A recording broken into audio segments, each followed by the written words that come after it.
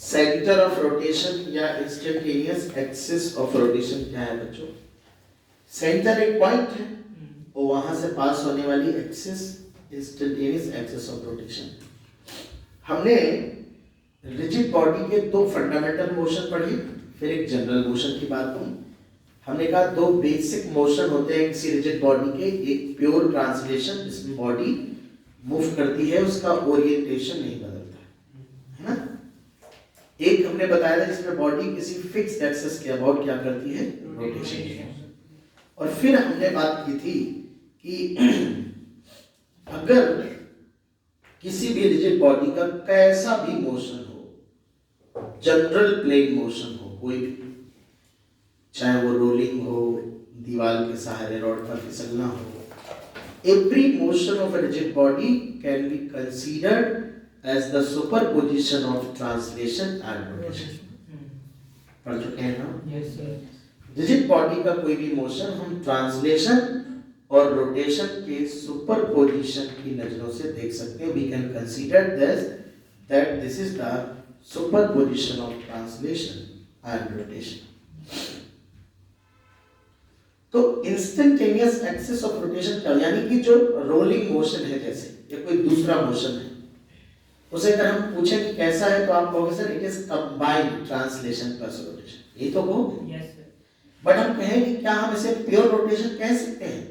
तो आप कहोगे अरे सर कैसी बात कर रहे हो, इसमें तो ट्रांसलेशन भी है रोटेशन भी, आप इसे प्योर रोटेशन कैसे बुला सकते हो? तो आईसीआर हमें इसी चीज की इजाजत देता है। ICR instantaneous centre of rotation एक ऐसा पॉइंट होता है जिस पॉइंट के से पास होने वाली किसी एक्सिस के अबाउट आप किसी ऐसी बॉडी को प्योर रोटेशन में मान सकते हो जो एक्चुअली ट्रांसलेशन प्लस रोटेशन दोनों कर रही है। मतलब एक बॉडी है जिसका मोशन हकीकत में तो कंबाइंड ट्रांसलेशन प्लस रोटेशन है, बट एक विशेष एक्सिस होती है, एक खास पॉइंट होता है जहां से वो एक्सिस गुजरती है, उस पॉइंट के अबाउट अगर बॉडी के मोशन को प्योर रोटेशन में माना जा सकता है, ऐसे पॉइंट को बोलते हैं ICR, instantaneous centre of rotation. यानी ऐसा पॉइंट जिसके अबाउट बॉडी को उस इंस्टेंट पे प्योर रोटेशन में माना जा सकता है। अब आपको सर ये तो अपनी मर्जी से आप मान ले रहे हो, इस बात की परमिशन हमें मिली कैसे? अगर हम ये देखेंगे कि ये पॉइंट कुछ इस तरीके का होता है कि अगर हम प्योर रोटेशन में मानते हैं उस पॉइंट के अबाउट बॉडी को, तो वो बॉडी के सभी पार्टिकल की वेलोसिटी निकालें, चाहे एक्सेलरेशन निकालें, चाहे काइनेटिक एनर्जी निकालें, सब आइडेंटिकल आता है। यानी कि अगर हम आईसीआर से गुजरने वाली एक्सिस के अबाउट बॉडी को प्योर रोटेशन में मानकर चीजों को कैलकुलेट करें तो हूबहू वही आती है जो एग्जैक्टली होती है। तो हमने कहा बिल्कुल करेक्ट है, ऐसा मान सकते हैं। क्या मेरी बात समझ में आई बेटा? तो आईसीआर मैं आपको एग्जांपल पहले दिखाता हूं, लिखाऊंगा बाद में, पहले फील करो इस चीज। एक बॉडी है जो ग्राउंड पे मान लेते हैं कि रोलिंग कर रही है, इसके सेंटर की वेलोसिटी v है और इसकी एंगुलर वेलोसिटी ओमेगा है। सेंटर की वेलोसिटी v है और एंगुलर वेलोसिटी ओमेगा है, और v is equal to r omega होगा अगर ग्राउंड पे प्योर रोलिंग हो रही है। बताओ बेटा। अब अगर हम कहें कि सेंटर की वेलोसिटी क्या है तो आप कहोगे सर r ओमेगा है। हम कहें टॉप मोस्ट पॉइंट की वेलोसिटी क्या है तो हम लोग ट्रांसलेशन के कारण क्या होती है v, और रोटेशन के कारण इसी डायरेक्शन में r ओमेगा होती है। याद करो। तो क्या 2r ओमेगा होगी इसकी वेलोसिटी? भाई v equal to 2r omega है, नहीं है? अब हम कहें इस पॉइंट की वेलोसिटी बताओ क्या है, तो मैं पढ़ा चुका हूं। इस पॉइंट की वेलोसिटी v इधर की तरफ आएगा, r ओमेगा इधर की तरफ आएगा, इन दोनों का रिजल्टेंट होगा, ये भी r ओमेगा के बराबर है because v equal to r omega, तो रूट 2r ओमेगा इस पॉइंट की वेलोसिटी होगी, और ये इस डायरेक्शन में होगी। अगर हम देखें तो यहां से 45 डिग्री पे होगी, यानी इस लाइन के परपेंडिकुलर। सिमिलरली इस पॉइंट की वेलोसिटी अगर हम निकालें कितनी है तो आप कहोगे सर ट्रांसलेशन इधर है, रोटेशन इधर है, ये r ओमेगा है, ये भी r ओमेगा के बराबर है। रिजल्टेंट ऐसे आएगा जिसकी वैल्यू रूट 2v कहो या रूट 2, और ये भी इसके परपेंडिकुलर आएगा, और इस पॉइंट की वेलोसिटी तो है ही r ओमेगा। तो अभी हम किस नजरों से देख रहे हैं, हम इसे कंबाइंड ट्रांसलेशन प्लस रोटेशन की नजरों से देख रहे हैं। अब हमने कहा इसे हम प्योर रोटेशन की नजरों से देखोगे। आपको सर प्योर रोटेशन तो हो ही नहीं रहा, लेकिन हम किसके अबाउट प्योर रोटेशन मांग रहे हैं, ICR, instantaneous centre of rotation, या वहां से गुजरने वाली एक्सिस के अबाउट, जिस एक्सिस के अबाउट रोटेशन मानेंगे उसे आईएआर कहेंगे, इंस्टेंटेनियस एक्सिस ऑफ रोटेशन। आईएओआर भी लिख देते हैं। तो इंस्टेंटेनियस एक्सिस ऑफ रोटेशन। अब सुनो, हमने कहा कि आप एक पल के लिए मानो कि बॉडी इस एक्सिस के अबाउट सेम ओमेगा से प्योर रोटेशन कर रही। ये वो एक्सिस है लोवेस्ट पॉइंट से पास। ये जो मेरा पेन है, this is your instantaneous axis of rotation. ये वो पॉइंट है जो आईसीआर है। हमने कहा let us assume that body is in pure rotation about this point and let us calculate velocity of all the particles. अब आप इस थोड़ी देर के लिए महसूस करो, एक पल के लिए फिक्स्ड पॉइंट है और इसके अबाउट प्योर रोटेशन हो रहा है। तो अब अगर कोई रिजिड बॉडी किसी एक्सिस के अबाउट प्योर रोटेशन करती है, तो वहां से अगर r डिस्टेंस पे कोई पार्टिकल और ऐसे घूम रही है, तो उसकी वेलोसिटी r ओमेगा होती है इसके परपेंडिकुलर की नहीं। अरे भैया, प्योर रोटेशन में तो सर्कुलर मोशन ही होता है ना पार्टिकल। तो ये वाला जो पार्टिकल होगा वो यहां से कितनी दूर होगा, r। तो ये इस लाइन के परपेंडिकुलर इसकी वेलोसिटी होनी चाहिए कितनी, r। यानी अगर मैं इसके अबाउट प्योर रोटेशन मानूं तो सेंटर की वेलोसिटी r ओमेगा आएगी, तो सेंटर वेलोसिटी है r omega v is equal to, अरे है कि नहीं? Yes sir. हमने कहा भैया इस पॉइंट की वेलोसिटी निकालो। तुमने कहा ये आईसीआर से जो डिस्टेंस होगी वही रेडियस बनेगी।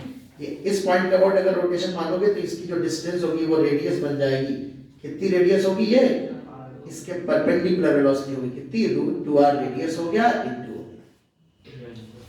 हमने कहा भाई इसकी वेलोसिटी क्या है, तो आपने कहा सर इसकी डिस्टेंस तो यहां से कितनी होगी, 2r होगी, और उसके परपेंडिकुलर वेलोसिटी कितनी होगी, 2r ओमेगा। हमने कहा इसकी, तो आपने कहा इसके परपेंडिकुलर होगी √2r। क्या मेरी बात समझ में आ रही है? Yes sir. यानी अगर मैं इस पॉइंट के अबाउट प्योर रोटेशन मान रहा हूं बॉडी का, तो मुझे हर पार्टिकल की वेलोसिटी हूबहू वही मिल रही जो हकीकत में है। यानी मैं ऐसा कर सकता हूं, ऐसा मान सकता हूं जो मैं मान रहा हूं। ये परमिशन है मुझे, अरे है कि नहीं? yes, इससे वेलोसिटी की बात नहीं। अरे जब सारे पार्टिकल की वेलोसिटी आइडेंटिकल आ रही है तो काइनेटिक एनर्जी में भी आई एम श्योर कोई अंतर नहीं आएगा। yes, मैं दिखाता हूं यहाँ पर काइनेटिक एनर्जी। अगर हमें याद हो तो पहले हम सेंटर ऑफ मास के रिलेटिव में लिखा करते थे, और फिर सेंटर ऑफ मास की ग्राउंड के रिलेटिव में लिखा करते थे। यहाँ पर इसके अबाउट क्या माना हमने, प्योर रोटेशन। तो प्योर रोटेशन में जो काइनेटिक एनर्जी लिखेंगे 1/2 हाफ आई ओमेगा स्क्वायर। लेकिन एक्स मोमेंट ऑफ इनर्शिया उस एक्सिस के अबाउट लिखते हैं जिसके अबाउट प्योर रोटेशन हो रहा है, तो I A R about moment of inertia लिखेंगे बेटा। तो यहां से अगर हम देखें, अगर हम इसके अबाउट मोमेंट ऑफ इनर्शिया लिखना चाहें तो आई ए आर को लिख सकते हैं M R ICM plus M R square, लिख सकते हैं कि नहीं, पैरेलल एक्सिस थ्योरम। और अगर आप ध्यान से देखोगे तो ये अल्टीमेटली वही लिखा है, half ICM omega square plus half M R square omega square. और आर स्क्वायर ओमेगा स्क्वायर क्या है, वेलोसिटी ऑफ सेंटर। तो क्या ये वाली काइनेटिक एनर्जी और ये वाली काइनेटिक एनर्जी दोनों बराबर ही तो आ रही है, अल्टीमेटली उसी के बराबर तो आ जा रही है। इसका मतलब आईसीआर का इस्तेमाल करके, आईसीआर के अबाउट अगर मैं बॉडी का प्योर रोटेशन मानूंगा, ऐसी बॉडी का जो ट्रांसलेशन रोटेशन दोनों कर रही है, पर मैं क्या मान लूंगा कि बॉडी काहे में है, प्योर रोटेशन में है। मैं काइनेटिक एनर्जी निकालूं, चाहे मैं वेलोसिटी निकालूं, चाहे मैं एक्सेलरेशन निकालूं, चाहे डायनेमिक्स के सवाल सॉल्व करूं, हर तरह के सवाल आईसीआर का प्रयोग करके कर सकते हैं। क्योंकि आईसीआर एक ऐसा पॉइंट है जिसके अबाउट किसी ऐसी बॉडी को प्योर रोटेशन में माना जा सकता है जो एक्चुअली प्योर रोटेशन में नहीं है, actually combined translation plus rotation में। ये खास पॉइंट होता है। जैसे कि रोलिंग में बॉडी ग्राउंड पे कर रही है, तो ये पॉइंट कौन सा पॉइंट होता है, लोवेस्ट पॉइंट होता है, और वहां से गुजरने वाली एक्सिस होती है इंस्टेंटेनियस एक्सिस ऑफ रोटेशन। बात समझ में आ रही है? थोड़ा फील हो रहा है आईसीआर के बारे में कि क्या है हमारा आईसीआर। तो दो मुद्दे हैं। पहली बात कि पता कैसे चलता है कि आईसीआर कहाँ, ये तो हमने आपको बता दिया, हमें ज्ञान था। तो ये जानकारी के हाउ टू लोकेट आईसीआर, कैसे पता किया जाए आईसीआर कहाँ। दूसरा, आईसीआर का इस्तेमाल करके हम डिफरेंट जितनी रोटेशन पढ़ के अभी तक आए हैं सब में आईसीआर लगा सकते हैं। लेकिन पहले सर जी का नहीं पढ़ाया, पहले इसलिए नहीं पढ़ाया जो पहले पढ़ा के आए वो उसी तरीके से सरल है।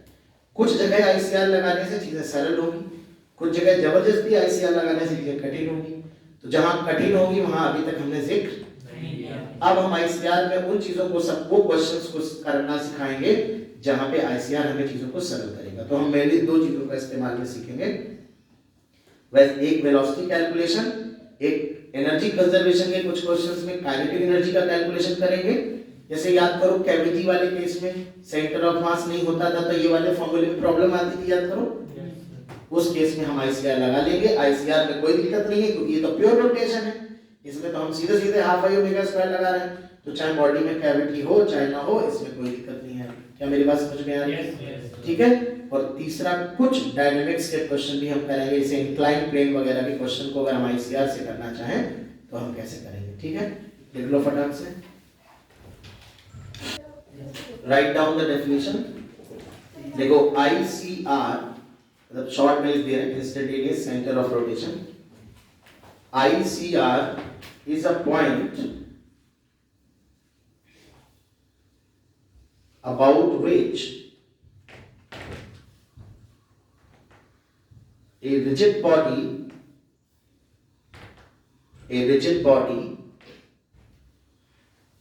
in translation plus rotation, a rigid body in translation plus rotation can be assumed.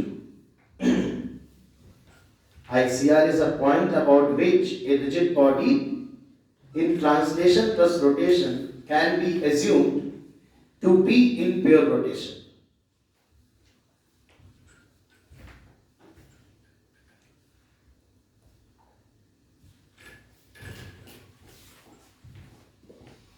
ठीक है ना?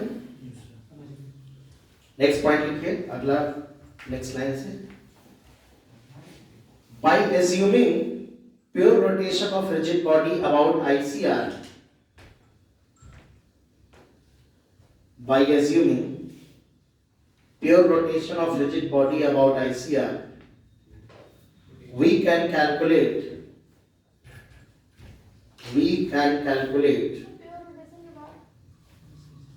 pure rotation of rigid body about ICR, we can calculate velocity comma acceleration of any particle, velocity comma acceleration of any particle, and also the kinetic energy of the body, and also kinetic energy of the body.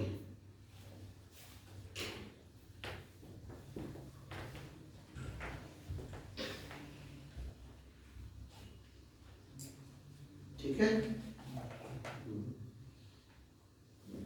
तो किसी भी rigid body की kinetic energy अब हम दो तरीके से निकाल सकते हैं, moment of inertia about instantaneous axis of rotation या इंस्टेंटेनियस सेंटर ऑफ रोटेशन से गुजरने वाली एक्सिस, दोनों बातें कह सकते हो। आई ए आर क्या होगा? Any axis passing through instantaneous centre of rotation.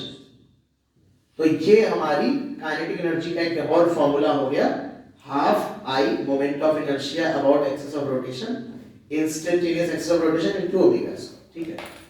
तो अब मुद्दा है कि हाउ टू लोकेट आईसीआर, कैसे पता करेंगे कि इंस्टेंटेनियस सेंटर ऑफ रोटेशन कहां है? IAR है instantaneous axis of rotation, axis passing through instantaneous centre of rotation is called instantaneous axis of rotation. देखो पता कैसे चलता है वो पॉइंट कौन सा है जिसके अबाउट बॉडी रोटेशन है। तो मैं आपको 3 रूल लिखवाने वाला हूं, ठीक है। सबसे पहला रूल है, if a point in a rigid body is found to be at rest, it must be ICR।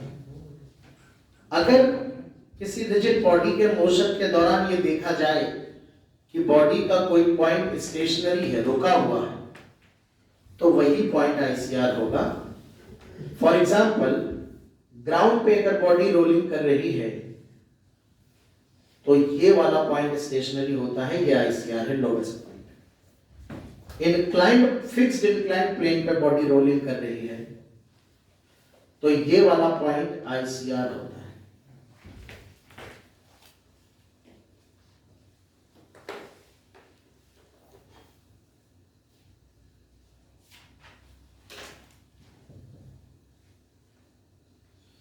एक धागे से बांध करके एक डिस्क को ऐसा छोड़ दिया जाए तो ये ऐसे खुलते हुए नीचे आएगी, ये वाला पॉइंट स्टेशनरी है, ये वाला पॉइंट ऐसे है।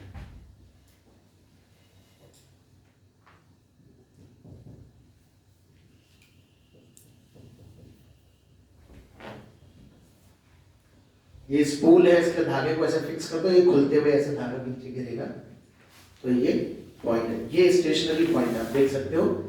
ये धागा रेस्ट पे होगा, रेस्ट पे होगा, रेस्ट पे होगा, ये वाला पॉइंट भी रेस्ट पे होगा, ये वाला, ये दोनों पॉइंट आईसीआर।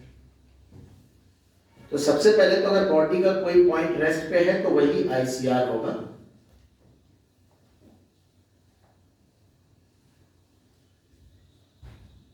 नंबर दूसरा, if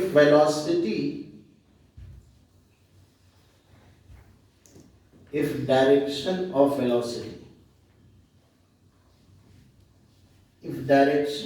velocity of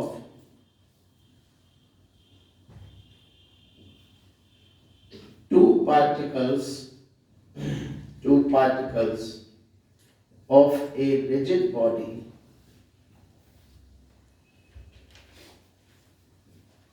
is given and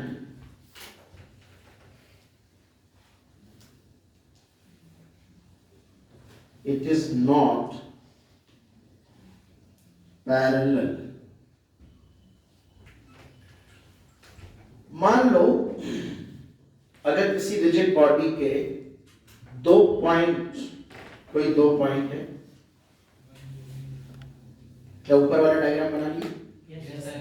और एक्सप्लेन करता हूं, पहले समझो फिर इस पॉइंट को समझ में आएगा। आप खुद विचार करिए, मान लो कोई रिजिड बॉडी है बेटा, यहां कोई रिजिड बॉडी है, इस रिजिड बॉडी को यहां मैं फिक्स कर दूं, किसी बीच में, चलो किसी पॉइंट पे फिक्स कर दूं, यहां हिंज किया, कील व्हील डाल के ऐसे, और इसके अबाउट मैं इसको घुमाऊं ऐसे ओमेगा से एंगुलर, इस एक्सिस के अबाउट घुमाऊं, तो अगर मैं पूछूं कि बताओ ये वाला पार्टिकल जो ए होगा वो उसकी वेलोसिटी कितनी होगी, किस डायरेक्शन में होगी, और ध्यान से देखना, तो तुम कहोगे सर ये वाला पार्टिकल इस डायरेक्शन में होगी, इसकी वेलोसिटी जो होगी आर ए इंटू ओमेगा होगी कि नहीं? इसके परपेंडिकुलर ये एंगल 90 डिग्री होगा। सिमिलरली हमने कहा कि बेटा ये वाला पार्टिकल बता सकते हो कि अगर ये डिस्टेंस आर बी हो, ये आर ए हो, तुम कहोगे सर हाँ ऐसे घूम रहा है, ये इसकी रेडियस हो जाएगी, इसके परपेंडिकुलर वेलोसिटी होगी, इसकी बी होगी, और इसकी वैल्यू क्या होगी? इसका मतलब जिस एक्सिस के बाद बॉडी रोटेट करती है वो खुद तो रेस्ट पे होता है, उससे जो डिस्टेंस होती है किसी पार्टिकल की, उसके परपेंडिकुलर वेलोसिटी होती है। अब उल्टा सोचो, दो पार्टिकल है जिनकी वेलोसिटी की डायरेक्शन पता है और पता करना है किस पॉइंट के अबाउट रोटेशन हो रहा है। तो मान लो थोड़ी देर के लिए ये पॉइंट अननोन था, ये पार्टिकल की वेलोसिटी की डायरेक्शन पता है, इसकी वेलोसिटी की डायरेक्शन पता है, तो एक इसकी वेलोसिटी के परपेंडिकुलर लाइन ड्रॉ करोगे, वो सेंटर से पास होगा, और एक इसके परपेंडिकुलर लाइन ड्रॉ करोगे जहां कट करेगा, क्या वही आईसीआर होगा? ऐसे पहचानोगे।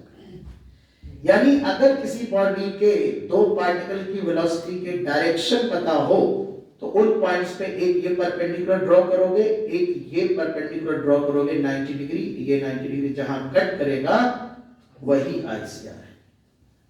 बात समझ में आ रही है?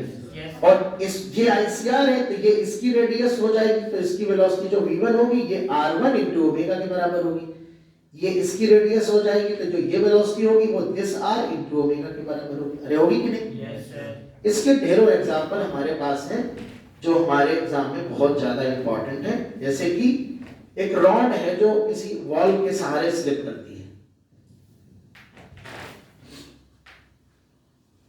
ये रॉड है हमारे पास, ये एंगल थीटा है, ये ए पॉइंट है इधर जा रहा है, ये बी पॉइंट है ये नीचे की तरफ आ रहा है।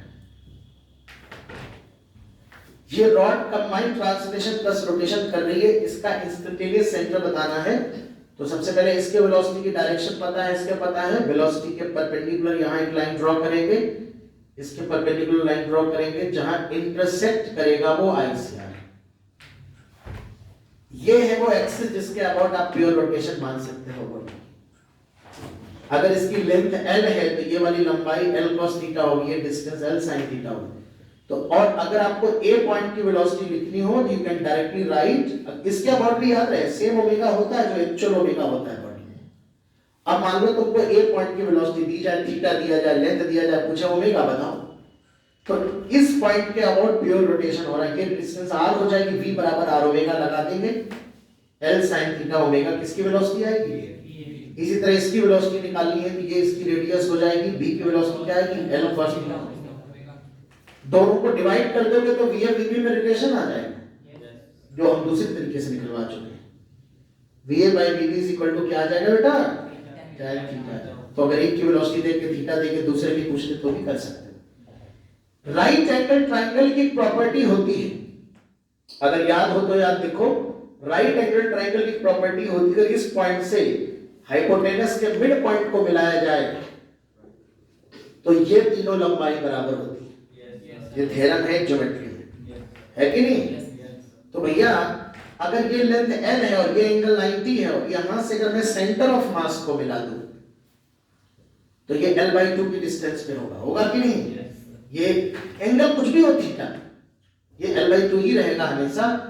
और अगर ये l/2 होगा तो जो सेंटर ऑफ मास की वेलोसिटी होगी वो, अगर सेंटर ऑफ मास की वेलोसिटी कभी पूछे तो velocity of centre of mass ICR से बस डिस्टेंस लिखनी है तो l/2 इनटू ओमेगा लिख सकते हो। यानी अगर a की वेलोसिटी दी हो तो ओमेगा यहां से निकाल लोगे, यहां रख के v भी निकाल लोगे, यहां रख के v c अगर कोई पूछे इस रॉड की काइनेटिक एनर्जी क्या है तो आप कहोगे sir half moment of inertia about IR omega square. इस एक्सिस के अबाउट आईसीआर भी लिख लो, कोई दिक्कत नहीं है। इस एक्सिस के अबाउट मोमेंट ऑफ इनर्शिया के साथ कितना होगा तो आप देखो ये होगा, सेंटर ऑफ मास से पैरेलल एक्सिस पर लगा देंगे, set ICM plus md square होता है, तो सेंटर ऑफ मास के अबाउट स्क्वायर अबाउट होता है ml स्क्वायर बाय 2 और प्लस l/2 का। तो गुड लक ये है, अपना किस्मत इतनी अच्छी है कि वो ml स्क्वायर बाय 3 आ जाता है moment of inertia about ICR by chance. ये ना सोचना एंड पॉइंट के अबाउट इतना है, हमेशा यही जाएगा, थीटा के साथ बदलेगा नहीं। यानी अगर हमें ओमेगा पता चल जाए तो हम रॉड की काइनेटिक एनर्जी बिना सेंटर ऑफ मास की वेलोसिटी निकाल सकते हैं, सीधे half I ICR omega square. बात समझ में आ रही है। तो कहने का मतलब ये है कि बेहद अच्छा केस है, एग्जांपल बहुत ही शानदार है। ये वो केस है कि जब हमें दो पॉइंट्स की वेलोसिटी की अगर डायरेक्शन पता हो और वो आपस में पैरेलल या एंटी पैरेलल ना हो तो दोनों पार्टिकल पे जाकर के वेलोसिटी के परपेंडिकुलर लाइन ड्रॉ करेंगे, जहां कट करेगा वही ICR। बात समझ रहे हैं कि नहीं। एक केस और बनता है बहुत ही शानदार, यहाँ पर याद करो उस दिन हम लोग डिस्कस कर रहे थे कि स्मूथ सरफेस पे अगर रॉड को हल्का सा पुश कर दे, हल्का सा मतलब पुश क्या करना है, ऐसे वर्टिकल से छोड़ दे वो गिरने लगे, जब गिरने लगेगा तो सेंटर ऑफ मास सीधे नीचे आता है। किसी भी मोमेंट ऑफ टाइम पे अगर आप देखते हो तो ये वाला पार्टिकल ऐसे आता है और एक पार्टिकल और होता है जिसकी वेलोसिटी पता होती है, वो कौन है सेंटर, एक ये ए पॉइंट है, तो इसके परपेंडिकुलर वेलोसिटी यहां ड्रॉ करोगे, सेंटर ऑफ मास से यहां ड्रॉ करोगे, ये वो पॉइंट होता है जो ICR होता है। बात समझ रहे हैं ना। तो ये वो पॉइंट होता है जो ICR होता है, सेंटर ऑफ। यहां पर आप इस पॉइंट की वेलोसिटी नीचे ना बोल देना, यहां पर दो पॉइंट जिनकी वेलोसिटी की डायरेक्शन हमें पता है, एक पॉइंट है लोवेस्ट पॉइंट जो इधर जाएगा और एक पॉइंट सेंटर ऑफ मास है जो सीधे नीचे आएगा। कई बार बच्चे कहते हैं ये नीचे, ये नहीं आएगा नीचे, कर बात क्या है। देखिए वो लोकस आता है, कुछ इलेक्ट्रिकल लोकस आता है, ठीक है ना। तो ICR का अब यहां पर जैसे अभी हम इसको लिख लो, फिर हम आपको एप्लीकेशन दिखाते हैं कैसे करते हैं एप्लीकेशन।